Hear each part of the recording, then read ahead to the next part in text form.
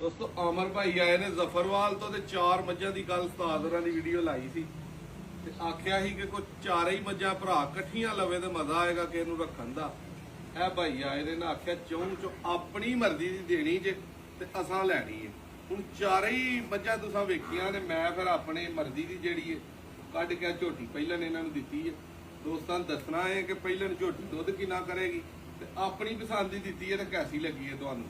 ਪਹਿਲੇ ਉਹਦਾ ਸ਼ੌਕ ਕਰੋ ਜ਼ਰਾ ਕਰਮਾ ਲੈਂਦਾ ਕਾਲੀ ਸਿਆਹ ਹੈ ਮੁਸ਼ਕਲ।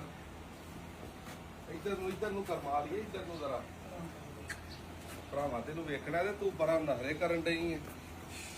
ਇੱਧਰ ਨੂੰ ਹਾਜ਼ਰਾ ਝੋਟੀ ਪੂਰੀ ਟੁਰਦੀ।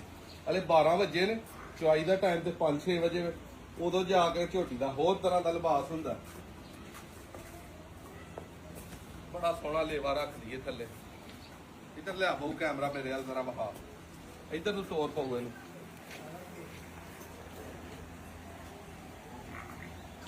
ਇਹ ਪਹਿਲਾਂ ਝੋਟੀ ਚੱਲੀਏ ਜੀ ਜ਼ਫਰਵਾਲ ਤੇ ਇੰਜ ਦੀਆਂ ਝੋਟੀਆਂ ਸੂ ਤੋਂ ਸਾਰ ਤੱਕ ਜਿਨ੍ਹਾਂ ਦਾ ਚੱਡਾ ਹੁੰਦਾ ਉਹ ਥੱਲੇ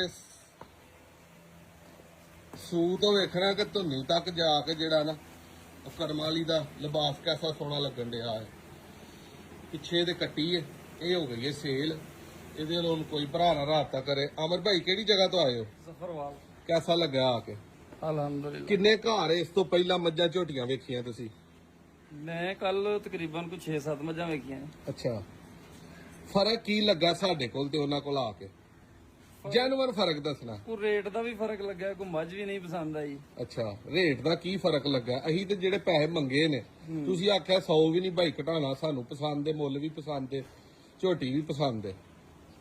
ਪਹਿਲਾਂ ਤਾਂ ਲੋਕੀ ਨਖਰੇ ਕਰਦੇ ਨੇ ਕਿ ਜੀ ਉਹ ਬਾਬਾ ਹੀ ਇੱਕ ਗੱਲ ਹੀ ਨਹੀਂ ਸੁਣਦਾ। ਅੱਛਾ, ਕਿ ਤੁਹਾਂ ਨਹੀਂ ਲੈਣੀ, ਲੈਣੀ ਹੀ ਨਹੀਂ। ਤੁਸੀਂ ਇੰਨੇ ਪੈਸੇ ਖਰਚ ਲੋਗੇ। ਅੱਛਾ, ਪੱਕਿਆ ਕਰਨ ਡਿਆ ਇਹ। ਇਹ ਹੀ ਮੁੰਡਾ ਸੀ ਮੇਰੇ ਨਾਲ, ਉਹਨੇ ਆਖਿਆ ਇੱਧਰ ਆਓ ਭਾਈ। ਸਭ ਤੋਂ ਭਲਵਾਨ ਮੱਝ ਸਾਨੂੰ ਦੱਸ ਤੂੰ। ਅੱਛਾ ਇਹ ਸਾਡੇ ਕੋਲ 20 ਕਿਲੋ ਵਾਲੀ ਵੀ ਹੈ। ਅੱਛਾ, ਉਹਨੇ ਆਖਿਆ ਸਾਨੂੰ ਵਹਾ ਦੇ। ਠੀਕ ਹੈ। ਉਹਨਾਂ 2 ਝੋਟੀਆਂ ਨਵਾ ਲੀਆਂ ਨੇ। ਅੱਛਾ, ਉਹਨੇ ਆਖਿਆ ਜੀ ਟਾਈਮ ਦਾ 8 ਕਿਲੋ ਦੁੱਧ ਦੇ। ਉਹ ਪਤਾ ਨਹੀਂ ਹੁਣ ਹੈ ਜਾਂ ਨਹੀਂ ਹੈ। ਉਹਨਾਂ ਇਹ ਮੁੰਡਾ ਦੱਸੇਗਾ ਅਸਲ ਗੱਲ ਕੀ ਬਹੁ ਫਰਕ ਹੈ। ਨਾਦਰ ਭਾਈ ਕੋਲ ਆਇਆ ਤੇ ਦੂਜਿਆਂ ਬੰਦਿਆਂ ਕੋ ਫਿਰਿਆ। ਸਦੀ ਫੜੇ ਕਹਿਆ ਵੇ ਕਿ ਦੂਸਰੇ ਬੰਦੇ ਮੁੱਲ ਮੰਗਦੇ ਪਠਾਣ ਵਾਲਾ, ਅੱਛਾ ਲੇਕਿਨ ਜਾਨਵਰ ਉਸ ਲਾਇਕ ਨਹੀਂ ਹੁੰਦਾ। ਕੋਈ 8 ਲੱਖ ਮੰਗਣ ਡਿਆ, ਜਾਨਵਰ 5 ਲੱਖ ਦਾ। ਅੱਛਾ, ਆ ਤੁਸੀਂ ਹੁਣ 7-20 ਦੇ ਸਿਮ ਬਦਨ ਵਾਲੇ, ਅਸੀਂ ਆਖਿਆ 10 ਰੁਪਏ ਵੀ ਨਾ ਛੱਡੋ, ਮੱਝ ਲਦਾਓ ਬਸ। ਪਸੰਦ ਆਈ, ਪਸੰਦ ਆਈ ਹੈ ਸਾਡੇ, ਦਿਲ ਖੁਸ਼ ਹੋਇਆ। ਦਿਲ ਖੁਸ਼ ਹੋਇਆ।